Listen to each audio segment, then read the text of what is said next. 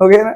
चलो लेटेशन के अगले स्लाइड में क्या है, कंपोजिशन ऑफ मिल्क। मिल्क बना किसका किसका होता है, मिल्क में क्या क्या चीजें पाई जाती हैं। तो हम दो अलग अलग प्रकार के मिल्क को कंपेयर कर रहे हैं, ह्यूमन मिल्क और काउ मिल्क। ध्यान से देखिएगा, ह्यूमन मिल्क में वाटर की मात्रा कितना है 88.5%, जबकि काउ मिल्क में थोड़ा सा कम है 87%। ठीक, फैट की मात्रा की बात करूं 3.3% और काउ मिल्क में 3.5%।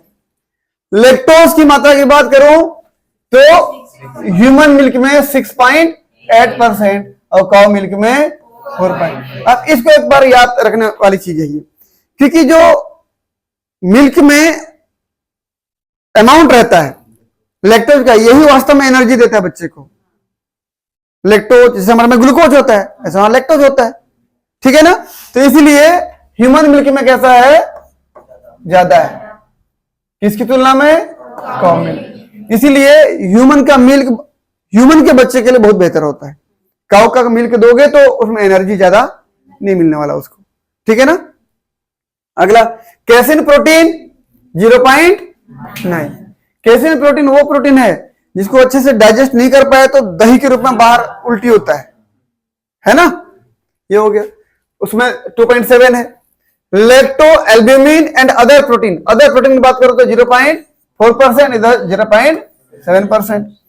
एश मतलब क्या हो गया, राख। जो तत्व होते हैं sodium, potassium, chromium, calcium, magnesium, phosphorus, iron, phosphate, vitamin A, vitamin C, vitamin D, इन सब की अगर बात करूं मैं तो किसमें ज्यादा है, काउ मिल्क में ज्यादा है, इसमें कम है। ह्यूमन को जितना चाहिए उतना है, ठीक है ना। इसमें से यदि मैं आयरन की बात करूं, ये आयरन को देखो, आयरन ह्यूमन मिल्क में 1% होता है। अगर केवल आयरन की बात करो ना, ये कितना होता है 0.2। कहने का मतलब ये है कि आयरन जो होता है ह्यूमन मिल्क में ज्यादा होता है। ह्यूमन मिल्क इंसान के लिए अच्छा है, क्योंकि जितना ज्यादा आयरन जाएगा ना उतना क्या बनवाएगा, हीमोग्लोबिन बनवाएगा, बच्चे में ब्लड बनवाएगा, समझे ना। तो ये कंपैरिजन था किसका, ह्यूमन के मिल्क और काउ। तो बेहतर कौन सा होगा, ह्यूमन का मिल्क होगा, ठीक है। अब जो मार्केट में मिलता है और मार्केट में भी इसी कंपोजिशन से बनाया जाता है, ठीक है ना। लेकिन जितना हो सके, जितना भी संभव हो सके, मां का दूध ही बच्चे के लिए बेहतर होता है। भले इसी कंपोजिशन से बनाया गया हो, मार्केट में अवेलेबल हो, मेडिकल में अवेलेबल हो, लेकिन भाई उसको बनाने के लिए कुछ न कुछ तो और मिलाए होंगे ना। उसको इतना दिन तक प्रिजर्व करने के लिए कुछ न कुछ तो मिलाए होंगे ताकि खराब ना हो, समझे कि नहीं। वरना माँ का दूध अभी निकाल के रख दो कटोरी में, 2 दिन बाद खराब हो जाएगा। लेकिन वो दूध इतना दिन तक रखा हुआ है, सालों तक रखा है पैकेट में, खराब नहीं हो रहा है। इसका मतलब कुछ न कुछ तो मिलाए होंगे ना प्रिजर्वेंट, जिसकी वजह से खराब नहीं हो रहा है ना। तो इसलिए कौन सा दूध बेहतर है, माँ का दूध अगर अवेलेबल है तो बहुत ही बेहतर है न्यूट्रिशन के पर्पज से, ठीक है ना। आगे बढ़ो।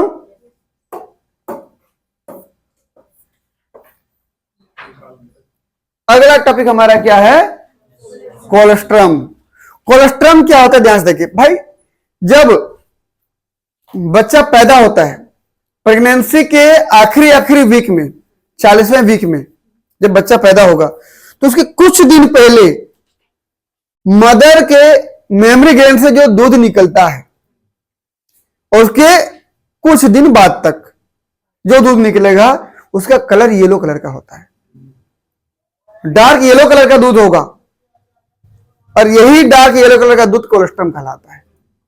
उसके बाद धीरे धीरे दूध का कलर चेंज होते जाएगा, फिर व्हाइट हो जाएगा, फिर वो मैच्योर मिल्क कहलाता है। तो कोलेस्ट्रम बच्चे के सेहत के लिए अच्छा है कि नहीं है, बहुत अच्छा है। लेकिन विडंबना यह है कि गांव में अब भी इसके बेनिफिट्स को नहीं जानते हैं, इसके वो लाभ फायदे को नहीं जानते हैं, और बोलते हैं कि जब बच्चा पैदा हुआ तो शुरू के दूध को निकाल के फेंक दो, पीला वाला का दूध। और जो दाई लोग रहते हैं, दादी लोग रहते हैं, बोलते हैं कि ये दूध अच्छा नहीं है, इसको दूध को निकाल के फेंक दो, और जो जब सफेद निकलने लगेगा ना तब पिलाएंगे। ये लोग क्यों होता है जानते हो, उसमें एंटीबॉडीज पाए जाते हैं, इम्यून सिस्टम वाले सेल्स पाए जाते हैं, मैक्रोफेजेस सेल पाए जाते हैं। इसकी वजह से दूध कैसे होता है? येलो कलर का होता है। समझ में आया? तो बच्चे के हेल्थ की दृष्टि से बहुत ही बेहतरीन दूध रहता है वो, और उसी को हम गांव में क्या करते हैं, सबसे पहला वाला दूध को फेंक देते हैं। हाँ, मैं जान रहा हूं इस चीज को, जबकि ऐसा नहीं करना चाहिए। समझ में आया ना? बच्चे के लिए बहुत बहुत ही बेनिफिशियल होता है। दूध देख पा रहे हैं, कलर देख पा रहे हैं रियल वाला? ये येलो कलर क्यों? क्योंकि सारे इम्यून सेल्स, एंटीबॉडीज की वजह से कैसे हो जाते, कलर येलो हो जाता है। इसका मतलब दूध अगर सफेद दिख रहा है तो उसमें उतना एंटीबॉडीज और इम्यून सेल्स नहीं है, ये समझ लीजिए। क्लियर है ना? आगे बढ़ो। कोलेस्ट्रम बेनिफिट्स, क्या क्या बेनिफिट है देख लीजिए। 4 बेनिफिट्स यहीं पर देख लीजिए। सबसे पहला, human milk oligosaccharides, HMOS, human milk oligosaccharides. ये क्या करता है? Serve as prebiotics promoting the growth of beneficial gut bacteria. जब बच्चा इस दूध को पिएगा ना, तो जब उसके आहार नाल में दूध जाएगा तो आहार नाल में जो गट बैक्टीरिया होते हैं, आहार नाल के जो बैक्टीरिया होते हैं, इकोली बैक्टीरिया होते हैं कि नहीं, जो बेनिफिशियल बैक्टीरिया होते हैं, उनको ग्रोथ करने के लिए प्रमोट करता है। वो जरूरी है, हमारे आहार नाल में इकोली बैक्टीरिया होना चाहिए, नहीं होगा तो फिर डाइजेस्टिव प्रॉब्लम आ जाएगी आपको। समझ में आया ना? पहला काम ये हो गया। दूसरा क्या हो गया? Growth factor, insulin like growth factor, transforming growth factor, ये सब ग्रोथ फैक्टर पाए जाते हैं उस दूध में, ताकि बच्चे के ग्रोथ और डेवलपमेंट में रोल प्ले करते हैं। समझ में आया?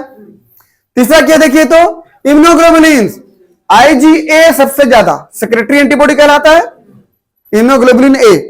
उसके बाद IgM 10 से 15%, उसके बाद Ig 2 से 5%। सबसे कौन ज्यादा? IgA 80 से 90%, IgM 10 से 15%, IgG 2 से 5%। कभी कभी IgD और IgE भी थोड़ा बहुत उसके ट्रेस हो जाते हैं, लेकिन सबसे ज्यादा कौन निकलता है बोलने पर? IgA निकलता है। 90% जा रहा है, सोचिए आप। तो पूरा बच्चे को जो इम्यून सिस्टम प्रोवाइड किया जा रहा है कौन सा एंटीबॉडी के द्वारा? IgA के द्वारा, सेक्रेटरी एंटीबॉडी सबसे ज्यादा होता है। इनकी वजह से क्या हो जाता है? ये येलो कलर हो जाता है। ठीक, antibodies for the immune system helping protect against infection. बच्चे को किसी प्रकार का इंफेक्शन हो उससे बचाता है ये। ठीक है ना? अगला क्या है? लेक्टोफेरिन। लेक्टोफेरिन क्या है? लेक्टोफेरिन है bioactive that help regulate iron absorption. Lactoferrin एक प्रकार का प्रोटीन है। जब बच्चा इस दूध को पिएगा, लेक्टोफेरिन आहार नाल में जाएगा, और दूध के साथ आयरन भी गया था, उस आयरन को एब्जॉर्ब करवा के ब्लड तक लेके जाएगा, ताकि हीमोग्लोबिन बन पाए बच्चे में, आरबीसी बन पाए, रेड ब्लड सेल्स बन पाए। समझ में आया ना? ये हो गया। तो कुल मिला के अगर मैं कोलेस्ट्रॉल के 4 फायदे यहीं पर बताऊं तो क्या क्या है? सबसे पहला, ह्यूमन मिल्क ओलिगोसैकेराइड्स, जो बच्चे के ग्रोथ और डेवलपमेंट में मदद करता है। दूसरा, growth factors, insulin like growth factor और ट्रांसफॉर्मिंग ग्रोथ फैक्टर, बच्चे के ग्रोथ एंड डेवलपमेंट में मदद करता है। अगला, antibodies, IgA, IgM, IgG। IgA 80 से 90%, IgM 10 से 15% और IgG 2 से 5%। इम्यूनोग्लोबुलिन की वजह से और इन सेल्स की वजह से ये दूध येलो कलर का दिखाई देता है, बोला हूं। ठीक है, ये जो भी एंटीबॉडी जाते हैं आहार नाल में बच्चे के, तो बच्चे को बाहरी इंफेक्शन से बचाते हैं। अगला, लेक्टोफेरिन। लेक्टोफेरिन एक प्रकार का प्रोटीन है जो आहार नाल में आयरन के एब्जॉर्प्शन को प्रमोट करता है। क्लियर है? कोलेस्ट्रॉल में देख लीजिए, अगर पार्क्यूरेशन बच्चा यहां पैदा होता है तो कुछ दिन पहले, 1-2 दिन पहले और 1-2 दिन बाद तक, मतलब ये जो 4-5 दिन का समय है, उस समय येलो कलर का दूध निकल रहा होगा। उसी को क्या कहते हो आप? कोलेस्ट्रॉल कहते हो। डार्क येलो कलर होता है, कंसंट्रेट मिल्क होता है, गाढ़ा वाला होता है। पहले तो रेडियो में आता था विज्ञापन कि महतारी का पहला गाढ़ा पीला दूध बच्चे के सेहत के लिए बहुत ही जरूरी होता है, पोषक होता है, आवश्यक होता है। ये पहले रेडियो में आता था। अब रेडियो कहां सुनते हो आप लोग? आता है क्या? हाँ, यही था। The fluid secreted from the breast during the last few days before and the first few days after parturition. Parturition के कुछ दिन पहले, पार्चुरेशन के कुछ दिन बाद तक जो भी गाढ़ा पीला दूध निकलता है वही क्या कहलाता है? कोलेस्ट्रम कहलाता है। ठीक है ना? Because new born baby generally suffer from diarrhoea due to E coli bacteria, so this colostrum is useful for baby. बच्चा तो अभी तो मां के गर्भाशय से बाहर आया है, अपने आहार नाल में पहली बार खाना खाएगा वो। अब तक जब गर्भाशय में था 9 महीने तक प्लेसेंटा अम्बिलिकल कार्ड ब्रिज से खाना गया था, न्यूट्रिशन गया था। अब वो पहली बार खाना खाएगा, जब भी न्यूट्रिशन लेगा पहली बार जाएगा आहार नाल में, डाइजेशन करने में दिक्कत तो होगा ना शुरू में। इसलिए मां का दूध अगर जाएगा तो अच्छा रहेगा उसके लिए। इसको डायरिया जैसी स्थिति से झेलना नहीं पड़ेगा, डायरिया जैसी स्थिति से गुजरना नहीं पड़ेगा। वरना बच्चे जब पैदा होते हैं ना तो अंदर का जो भरा होता है आहार नाल में, जो भी जूस वगैरह निकला होता है, पेनक्रियाटिक जूस, लीवर का बाइल जूस, आहार नाल का जूस, एलिमेंट्री कैनाल का, ये जूस बॉडी के बाहर निकलता है गाढ़े काले कलर के। बच्चा जब पैदा होता है ना लगातार उसका दस्त जैसे हो जाता है, उसको सारे फ्लूइड को बाहर निकलना होता है, क्योंकि इधर सब खाना जाएगा तो खाना को डाइजेस्ट किया जाएगा। एक चीज बताऊं, जब बच्चे पैदा होते हैं शुरू जब उनका पोटी निकलता है तो वो कैसे दिखता है बताऊं?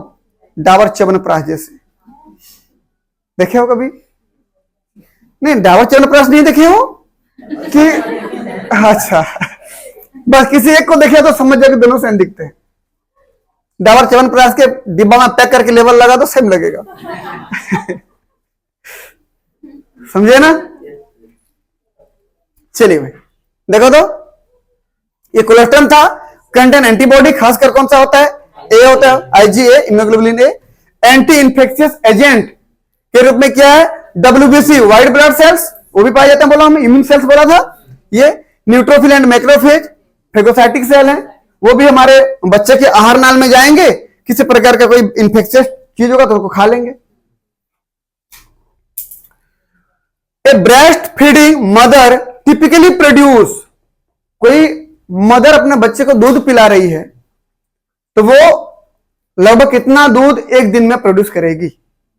कितना दूध बनाएगी बोलने पर देख लीजिए, मिल्क 750 से 1000 ml पर डेज नॉर्मल है, अगर सही हो रहा है तो। मतलब 1 लीटर तक समझ लीजिए आप, मैक्सिमम 1 लीटर तक 24 घंटे में, दिन भर में 12 घंटे दिन 12 घंटे रात, 24 घंटे की बात कर रहा हूं, इतने में 1 लीटर दूध बन जाता है।